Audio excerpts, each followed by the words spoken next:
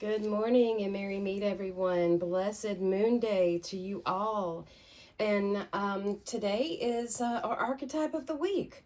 And last week we had the Wheel of Fortune. And if you haven't read the update to that, I should get that in video form soon. I will do that. And keep an eye out for that. So this week's archetype of the week we have is the Justice card. Now, the Justice card's esoteric name is the Ruler of Balance or the Daughter of the Lords of Truth. The card number on here is number 11. The planetary rulership is Libra. So we have come halfway through the Fool's Journey, and now we come to equilibrium. And this is a place where we are directly experiencing alchemy at work within us. We are beginning to understand the universal laws, hermetic principles. An alchemist once said that equilibrium is the basis of the great work. And here we are in that place of equilibrium where we are learning that all actions create reactions, right? There's consequences. No matter what we're doing, there's consequences to our actions, whether they be good or bad. Remember, in nature's term, it's neither good nor bad. It is our perspective, right? So the Justice card represents a pivot point for us. As the Wheel of Fortune is the gate or portal to ascend, Justice is the guardian. So in the Rider deck, the figure is meant to represent the Greek goddess of justice, Themis. But I tend to see this card more of as a representation of the Egyptian goddess Ma'at, who is the goddess of truth and order. Her symbol is the white feather, which represents purity and righteousness. Another symbol of Ma'at is the primeval mound upon which the Creator God stood at the beginning of time. It was when the world was created and chaos was eliminated that the principles of Ma'at were set in place. The Egyptians believed that if the Pharaoh ever failed to live by and maintain Ma'at, that chaos would return to Egypt and the world and all would be destroyed. Really makes us wonder right now, right? Another role she had was to guide the sun god Ra as he made his way across the skies. It was she that determined the course of his boat that he took across the sky each day. It is also stated that she traveled in his boat with him, guiding his direction. Now, this is very interesting when we are considering what all of this means within the card. Ma'at sat on the scales, and once the soul transitioned over to the afterlife, they would have to pass through trials in the underworld, which would basically be like a live review. It was a place where the soul could release attachments to the material world as well as regrets and other things that were just the illusions of physical lives, just so they could go on to the next. So when the soul was ready, they would then go to the Hall of Judgment, where the person's heart would be placed on one side of the scales while Ma'at's white feather on the other. It was Thoth, a lord of wisdom, that measured the balance. Then the person would stand before the 42 gods of the Egyptian pantheon, sort of like repentance, as well as what their heart knows. So the number 11 appears on this card. It's a very mystical number. It is also the first of the master numbers.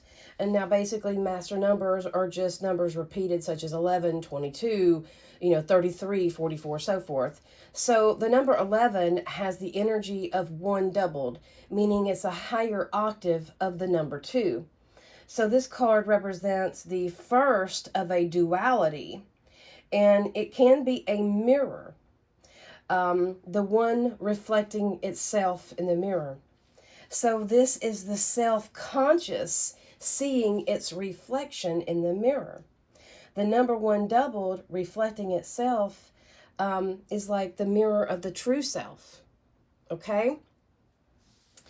And it is open to the vast spiritual concepts and is aware of a presence of greater knowledge or power as it is one with the universe. This number is about being a channel for truth and answers, but not just any answers, especially those answers that will help us in the highest good. Now, saying all that about this card, I won't go into much depth because this isn't one of my classes. Justice card is about equilibrium, and through the challenges that we are being faced, it is time to rebalance our life. We are going into the dark half of the year. It is time that we turn inward, start that self-reflection, such as 11, looking at ourselves in the mirror, doing some self-inventory. It is a time that we go inside ourselves and we do that work, that hard work that we don't like to do, right? We have to understand the Hermetic principles. So this card is connected to karma, cause and effect. The effect doesn't mean immediate, like what's happening right now.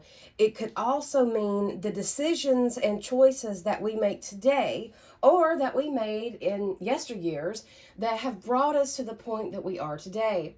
And that is to understand that all the choices that we make today will affect our future. That's why you can never fully have this is how your path is going to be, because every single day you're given choices to change that path. You have to understand how important your role is, and you need to take into your sovereignty and understand just how powerful you are as a person. But I digress. Now, this card is about dealing with consequences, about letting go of the past, having revelations, as well as giving us courage to achieve greater things in life. And it could be a card of forgiveness as well. Like I said, this card is associated with Libra, which is an air sign. So it's a very active sign. And Libra is about refined balance and truth. It rules the 7th house of partnerships, and that's close relationships and open enemies as well.